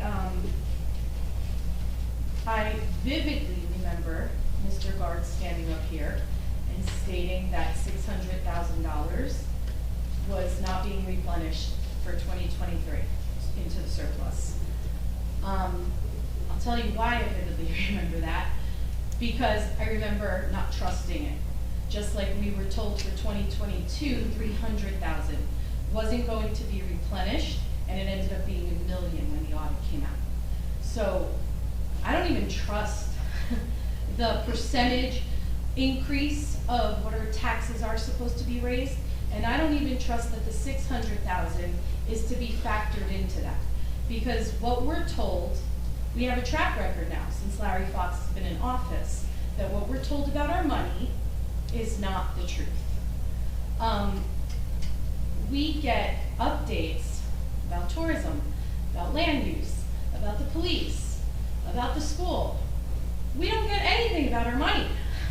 The most important thing that keeps this place functioning. and we have no clue what's going on with our money. So Paul was broke already in 2022. Like $1 million, really. I also want to mention the Edmunds reference that was brought up, and that dates are put in place, and the invoices and Edmunds. I'd like to remind everybody that when I offered the COVID money for 2021 and 2022, I was told 3 times that there were no responsive records. And then I came up here and I mentioned it, and suddenly I received an email showing me 2021, I think it was July 8th of 2021, in the Edmunds report, $217,000 as a receipt, a cash receipt. Shows a debit and then a credit, okay, for 21. For 2022, I think I had about, hold on, I have it here. For 2022, I think I had about 8 entries maybe in July for the 217, all listed as manual entries. But 2021 was listed as a cash receipt. There's no consistency.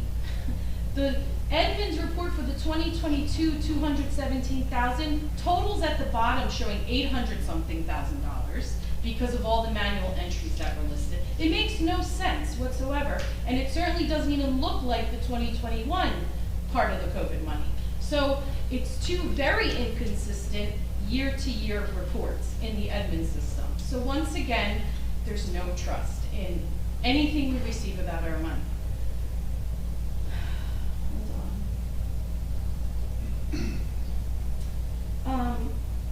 When we have our agendas printed out, I mean, can we just put that Meredith's excused from the meeting every time? Because I think she's excused every time. And do we not have to announce that for the record every time?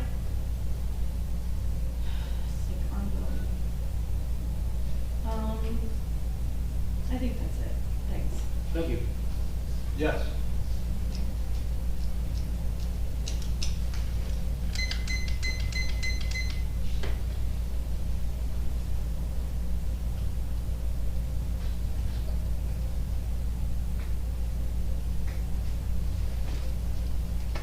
Nancy Meadow, Ocean Park condominiums. Mr. Weber, thank you so much for being We the People. You asked for clarification, your formal question, and you didn't get an answer. Now you know what we feel like. And Mr. Gubitowski, I don't look at it as insanity to continue to bring up the same things. I look at it as hope. So, which is weird for me because my glass is always half empty. But that being said, it is my hope that the more I am redundant and the more I point out the same things as the squeaky wheel, that something will stick. So with that in mind, I am waiting since April 15th for a reply to a letter from the mayor. The fact that a government business would run like this, we know why other people don't respond. And may the record show that it is impossible to call Borough Hall Monday through Fridays from 8 to 4 and speak to someone because it doesn't open until 9.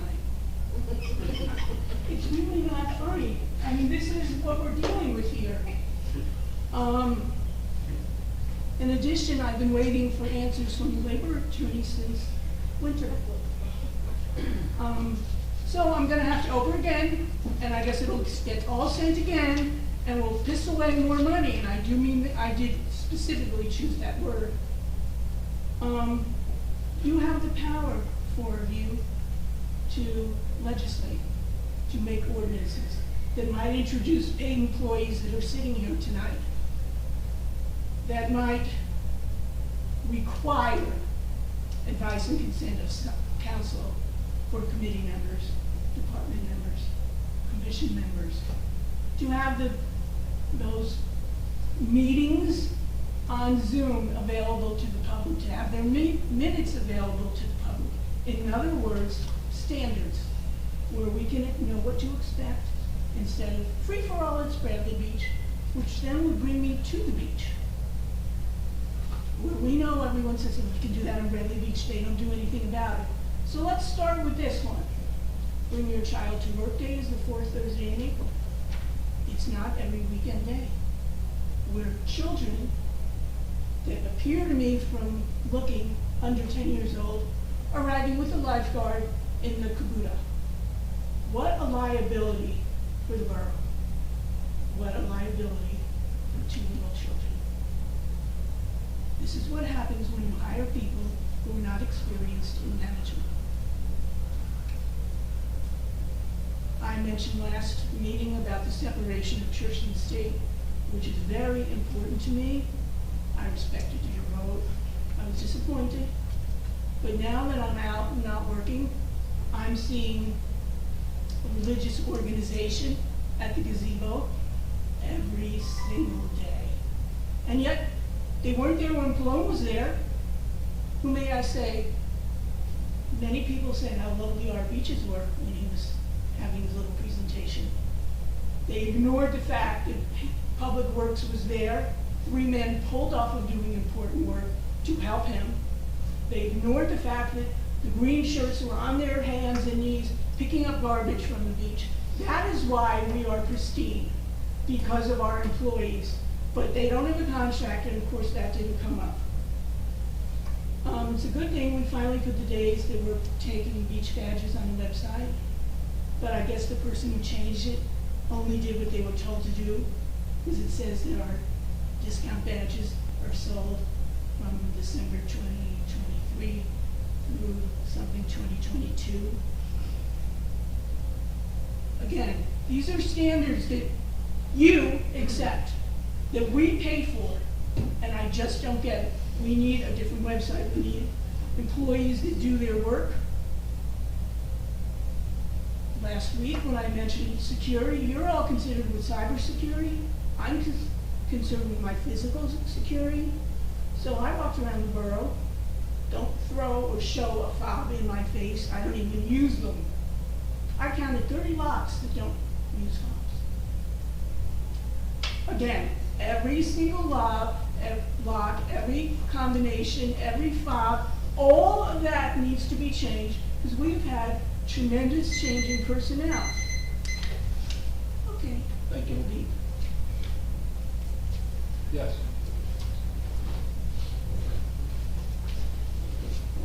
Charlotte Replat, Channel 414 Monmouth Avenue. I'd just like to speak on behalf of Julia Rand and formally request that the Arts Council, first of all, that the Arts Council continues and that there will be an appointment for the next individual to fill those shoes for the Arts Council. I know that's a mayoral appointment because it's a very important part of Bradley Beach. And I'd like to formally request that the Arts Council be named after Julia Rand, the Julia Sandra Rand Arts Council. So that's a recommendation that I'm asking for. And I think it would be very meaningful since she actually started the Arts Council and she's been a lifetime member of the community. Thank you. Yes.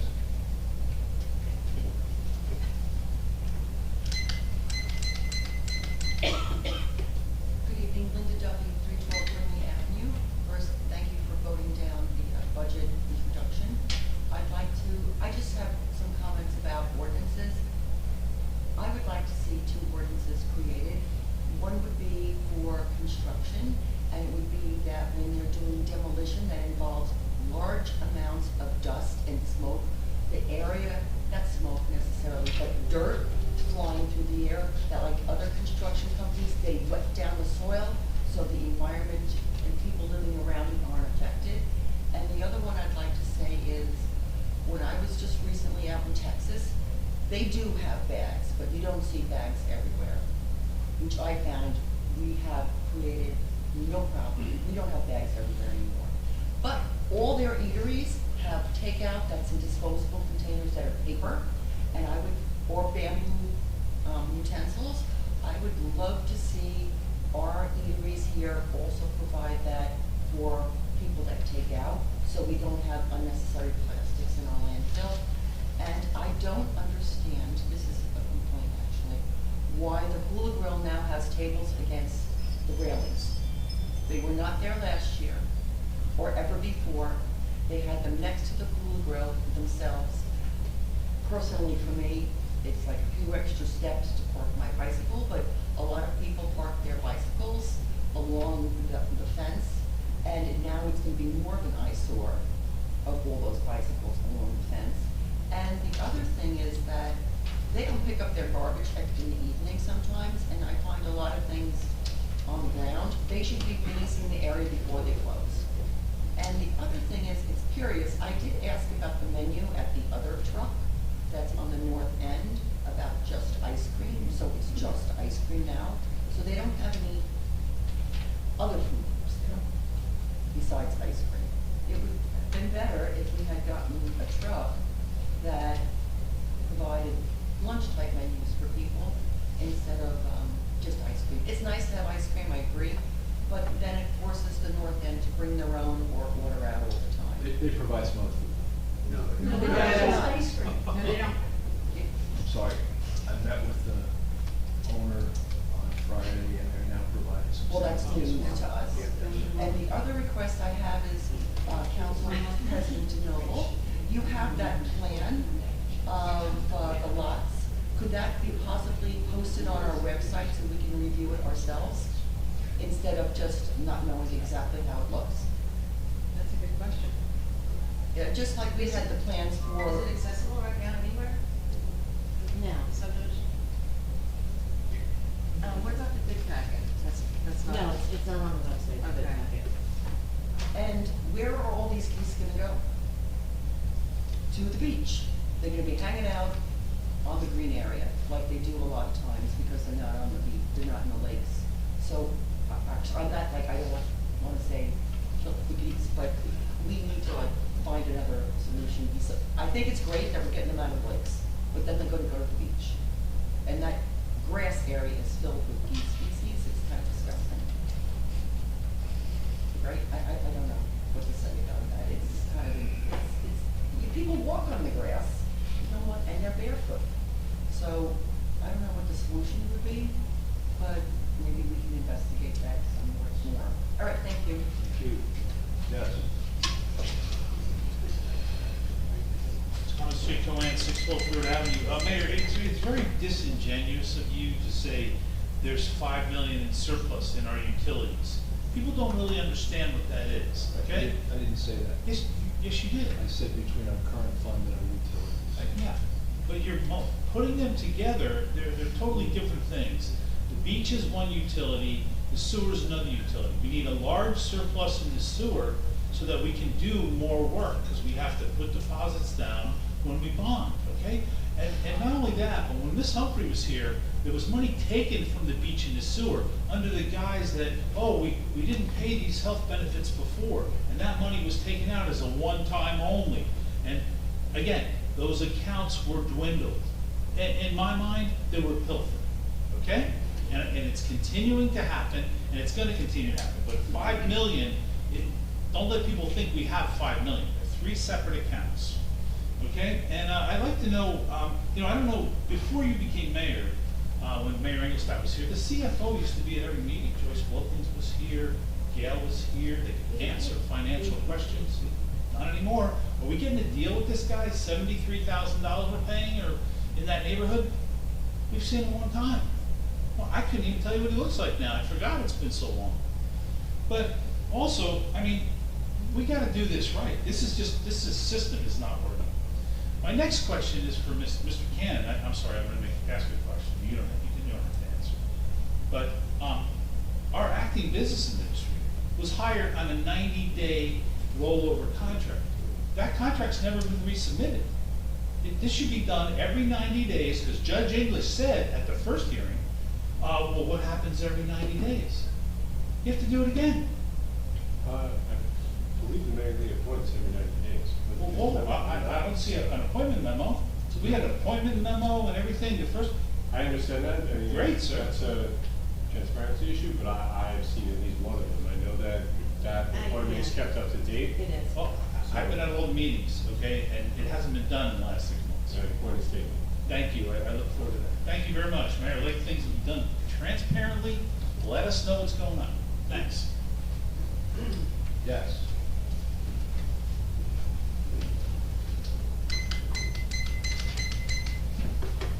Anita Nazario, 116 York Avenue. Going back to the issue of the ice cream truck on the boardwalk at York Avenue, we've spoken to the owner several times. They've talked about bringing some snack food in, but they haven't done it yet. Unfortunately, we've been up there for ice cream a few times too many, and there's no food. And that section of the beach is popular, and not everybody can just walk home and get some food. So I'm not sure when this food is going to show up, but it has not shown up at all. Thank you. Yes.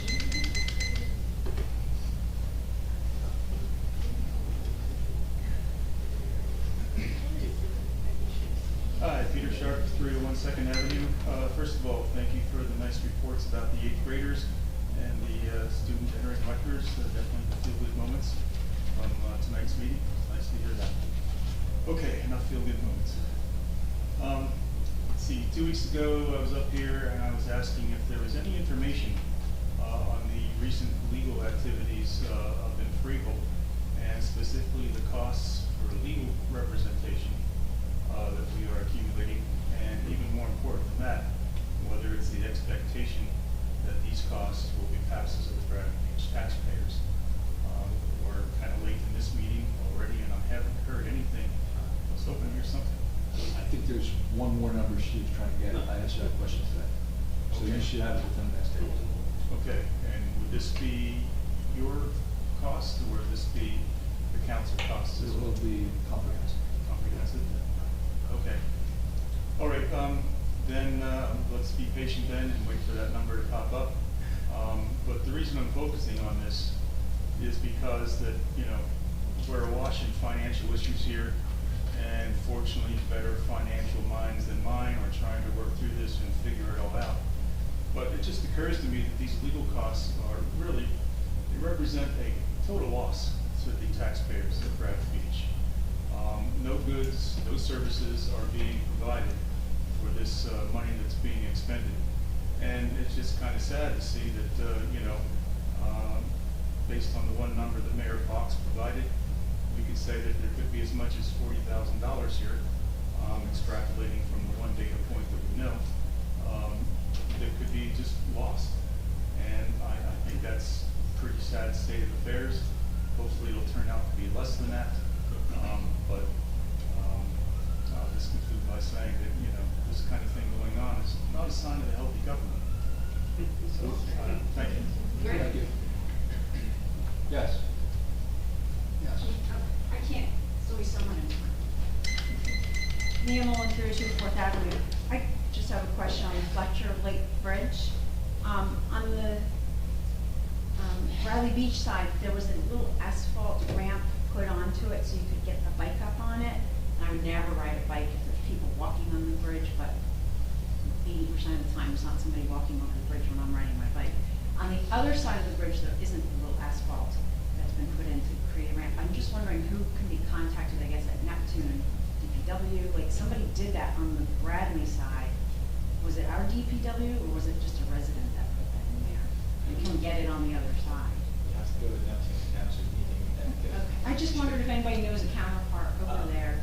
That's the purpose of the Fletcher Lake Commission, is it's two people from two different boroughs, so I think it's very easy to simply ask them. And they have to deal with the extra layer of the Camp Meeting Association, but that's the only thing to ask. So you just want the little asphalt ramp on Yeah, that so side. if you look at it on the Bradley side, it was just, it probably took 2 minutes for somebody, I don't know, you know, like filling a little pothole, but it's this big. Yeah, so it'd be nice because I'm tired of it. Sure. Thank you. Thank you. Yes.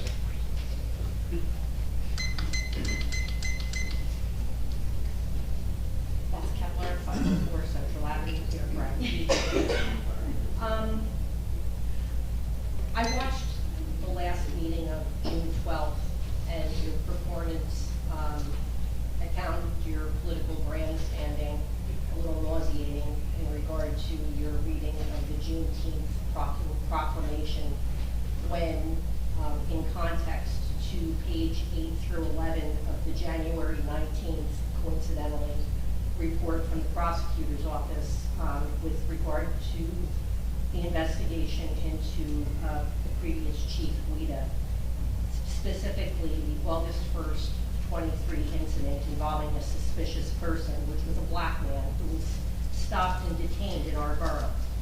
I'll quote from that report. With respect to Chief Guida's detention of redacted, we find that detention to be in violation of the Fourth Amendment of the United States Constitution and Article 1, Section 7 of the New Jersey Constitution, which protect individuals against unreasonable searches and seizures. Accordingly, the detention correspondingly violates the aforementioned rules. That was a report that you chose, Larry Fox, to hide. You had the option and the power to actually hold the chief law enforcement officer of this borough, accountable for his behavior and the findings that he violated the constitutional rights of a black man innocently walking through our streets. But yet, 5 months later, you stood in front of this borough last meeting and you read the Juneteenth proclamation.